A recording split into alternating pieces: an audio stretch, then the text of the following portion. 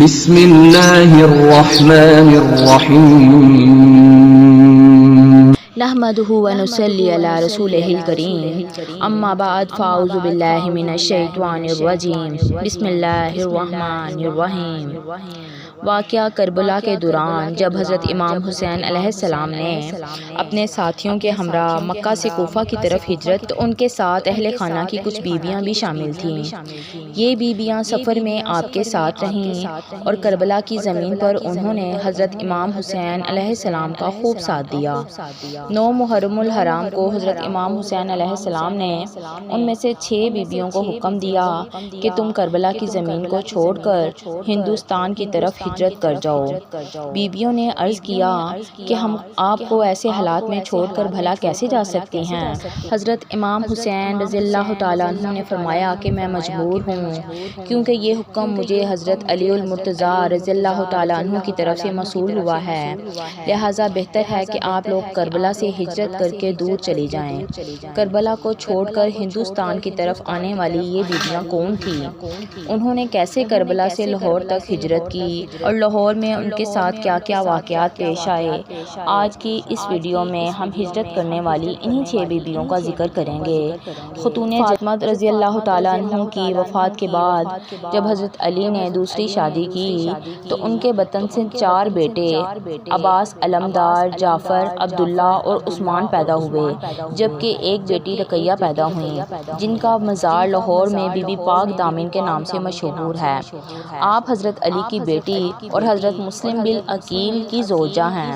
آپ کے ساتھ حضرت عقیل ابن ابی طالب کی 5 بیٹیاں بھی لاہور میں ہی مدفون ہیں۔ حضرت امام حسین رضی اللہ تعالیٰ عنہ کے کہنے پر ان 6 بیویوں نے کربلا سے ہندوستان کا سفر 9 محرم الحرام کو شروع کیا۔ ابھی راستے میں ہی تھیں کہ شہادت امام حسین اور ان کے ساتھیوں کی خبر ان تک پہنچی، مگر چونکہ حکم تھا اس لیے انہوں نے اپنا سفر ہندوستان کی طرف جاری رکھا۔ لاہور میں آج جہاں حضرت بی بی پاک دامنہ کا روضہ ہے، وہاں اس وقت ریت کا صرف ایک ٹیلہ تھا جس کے آس پاس ایک جنگل تھا اور یہ جنگل دریائے راوی کے کناروں تک پھیلا ہوا تھا۔ اسی جنگل کے پاس لاہور کی قدیم ترین آبادی تھی جو کہ اس وقت ایک چھوٹی سی بستی کی صورت میں موجود تھی۔ اسلام چونکہ اس وقت ہندوستان تک نہیں پہنچا تھا، لہٰذا یہاں کے سبھی لوگ مشرک اور بتوں کی پوجا کرنے والے تھے۔ لاہور پر اس وقت ایک ہندو راجہ حکومت کیا کرتا تھا جس کا نام مہابرن تھا۔ اس کا ایک بیٹا تھا جس کا نام کنور بکرما تھا۔ جب یہ 6 بیویاں لاہور کی سرزمین میں داخل ہوئیں تو یہاں پر موجود تمام بت اور مورتیاں اپنی جگہ سے گر پڑے اور آگ کی پوجا کرنے والوں کی آگ ایک دم سے ٹھنڈی ہو گئی۔ شہر میں آمد کے ساتھ ہی ان بیویوں کی روحانیت کا یہ عالم تھا کہ کفر میں لرزہ طاری ہو گیا۔ جب لوگوں نے اپنے مندروں میں یہ حالات دیکھے تو شہر میں ایک کوہرام سا برپا ہو گیا۔ راجہ نے اپنے تمام وزیروں مشیروں کو اکٹھا کیا اور ان کو اس واقعے کی تحقیقات کا حکم دیا۔ پتہ لگایا گیا کہ کچھ پردیسی آئے ہیں اور ان کے آنے کے بعد ہی ایسا ہو گیا ہے۔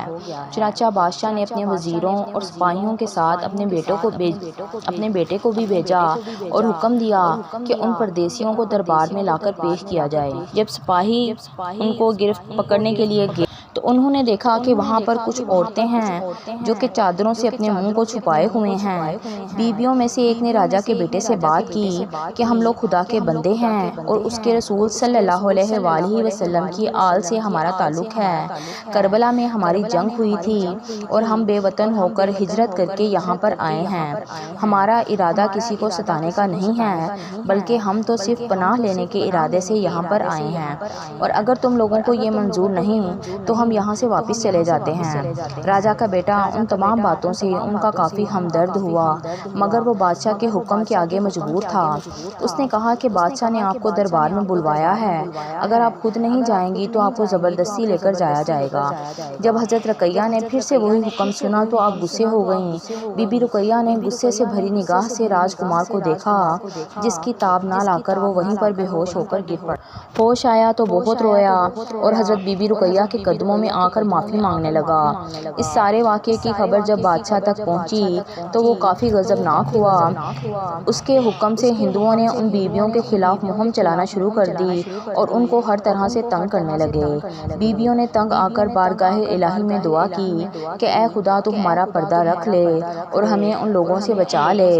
پھر اس سے پہلے کہ بادشاہ کے سپاہی اور دوسرے ہندو آ کر ان بیویوں کو گرفتار کرتے، زمین پھٹ گئی اور وہ پاک دامن بیویاں زمین میں سما گئیں۔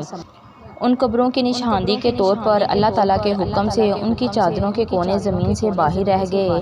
بادشاہ کے بیٹے نے جب یہ سارا منظر دیکھا تو وہ مسلمان ہو گیا اور ان بیویوں کی قبریں بنا کر ان کی دیکھ بھال کا کام سر انجام دینے لگا۔